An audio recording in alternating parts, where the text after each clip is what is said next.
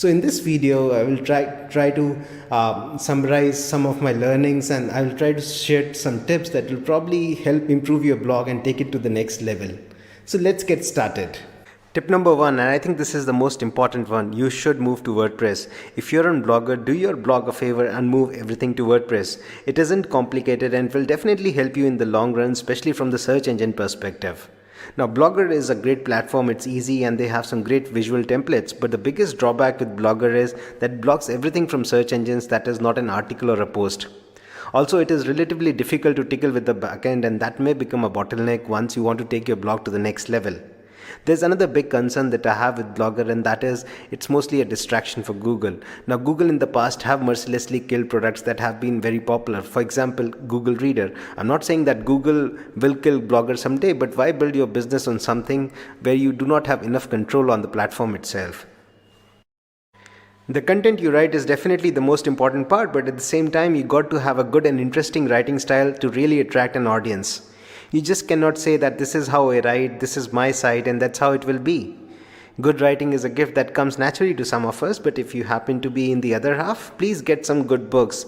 There's the element of style, there is On Writing by Stephen King, there is On Writing Well, and also Eat, Shoots and Leaves.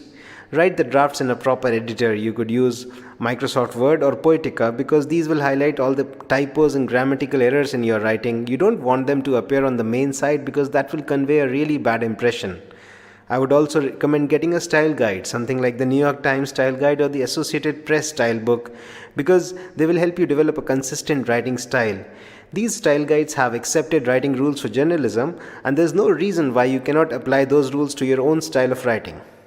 Don't try to imitate someone else's style. You have your own personal style, and your blog readers are following your blog because they love your style. Make your writing your own. You don't have to imitate someone, nor do you have to write your blog as if you're writing a press release. Make it personal. The most important part of a blog is actually the post headline, and suddenly everybody is trying to do BuzzFeed style headlines. This is why the Apple Watch is not round, the chart that Google executives don't want you to see. You will never believe what Facebook will unveil next. Now, with these headlines, what happens is that you raise the expectation level of the audience, and when they read the actual content, they are often disappointed. Such headlines do invite visitors, but what is the point of a visit when the person is just glancing at your site and leaving it disappointed? My suggestion would be that you have boring headlines that are accurate but they not be very cute or clever. Everyone should be able to guess what your article is all about by looking at the post headline itself.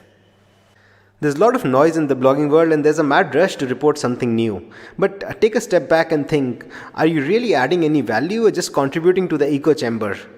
It is probably the job of the mainstream media or the really big blogs to publish news as it happens, but for the rest of us, we can step back and only say when we have something interesting to say.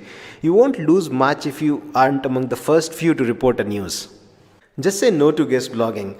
Think like a businessman. You aren't getting anything in return by giving away your content to another site for free.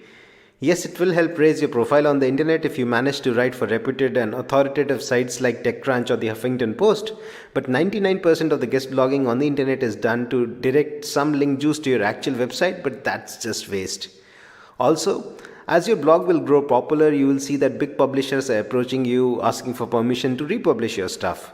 Now, don't get too excited about this. They will promise you eyeballs in return for your content, but that won't actually happen.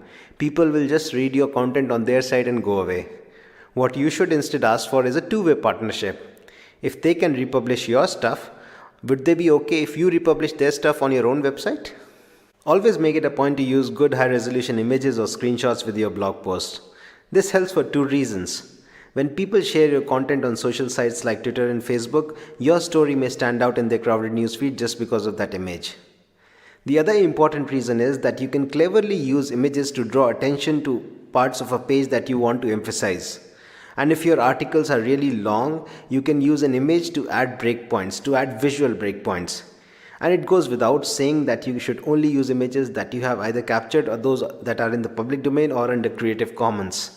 And never ever use stock images on your blog. They look good on corporate sites but not on blogs. It is definitely important to rank well in Google search pages, but the problem is that none of us really know how Google works. They have some 200 plus factors to decide the ranks of web pages, and we only know about a few of them. The fact is that as long as you have the basics right, the cream will automatically rise to the top. So here are a few SEO related tips that will probably help improve the visibility of your blog in search engines. 1. Have an HTML sitemap so that all your pages are no more than 2 or 3 levels deep from the home page. This will help the Google bot and other search engine bots discover your content. When writing blog posts, make sure that it's well organized and that it has headings, subheadings, and your images should have titles and captions. Always interlink your content so that both human visitors as well as the search bots can find the gold that's hiding in your archives. Also, when it's not just about the headlines, you should also pay special attention to the excerpt, because that will show up in search snippets and other places when people share your content on social sites. Because people will use that snippet as well to decide whether they really want to click that link and come to your site or not. You should never rely on your blogging software to auto-generate that excerpt. You should always write it on your own. Any web page on your website has two parts. There is the main content, which includes the actual article that you have written, and then there is the common content, stuff like the navigation area, the footer, the sidebar, stuff that's present across all pages on your site. So in your HTML source, you should ensure that the main content is above the common content, because that will help search engines understand what your page is all about. Also, you should use breadcrumbs, because that will help search engines understand the organization of content on your site. Do pay attention to your site's typography, because reading experience matters.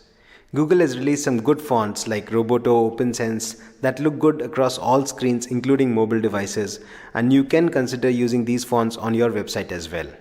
Site speed is definitely important, because if your website doesn't load in few seconds, people will abandon your site and go to another one. So what you can do about it? You can switch to a good host, make sure that your images are compressed, your site's assets like the CSS and JavaScript files are cacheable, and also try to keep your site simple. Keep all the bells and whistles out of your site so that your pages load fast. And it goes without saying that you got to switch to a responsive design. It's a Google recommended practice, and it will also help you save you time, because you don't have to maintain two versions of your site, one for the desktop and one for the mobile. While you may be drowning in email, there are a lot of people who still prefer to get their daily dose of news through the email newsletter, and it's therefore important that you use a professional service to send your email newsletters. Now, services like MailChimp have an RSS to email functionality that will automatically convert your RSS feed into an email newsletter, but I would suggest is don't use these services. Instead, handcraft your email newsletter, because the response rate, the open rate will be much higher. Good and useful content automatically spreads on the internet, but if that's not happening with your content for some reason, it may not be a bad idea to pitch people. But who should you pitch? Fellow bloggers? Well, there is no harm if you can keep your emails short and do it occasionally, but do you really know who you should contact when you have written something good and useful? You should contact someone who has previously commented on your story. You should contact someone who has previously shared your story on social sites. These are the people who are really fans of your work, and they will happily evangelize your content, and I think it's much better going after them than the influencers who are extremely busy and they may not even have the time to read your emails. When someone lands on your website for the first time, they are very likely to check your About Us page to know more about you and whether you are really an expert at some topic. So that's your window of opportunity to impress him and to convert him from a casual visitor into a regular visitor. So make sure that you have written a really good About Us page.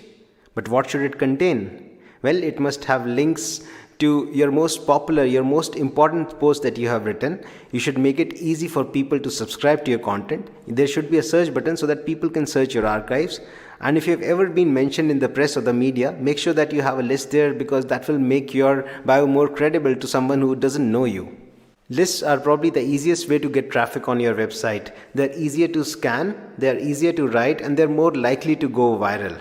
Now, once in a while is okay, but if you're only focused on producing list posts on your blog, readers are less likely to appreciate it. If you've been blogging for a while, you know that there is old content in your archives that's either not relevant, or some of the links in the old articles may no longer be working. Now, I would suggest keep updating your old articles so that they always stay fresh and relevant. This may be your personal preference, but if something is of no use, it can probably be removed from your blog. Because you're not running a newspaper or a legal firm where every document has to be preserved. I'll give you an example here. I had a lot of Orkut related posts on my blog. They were relevant and useful when I wrote them a few years ago. But now that Orkut is no longer available, those posts are pretty useless.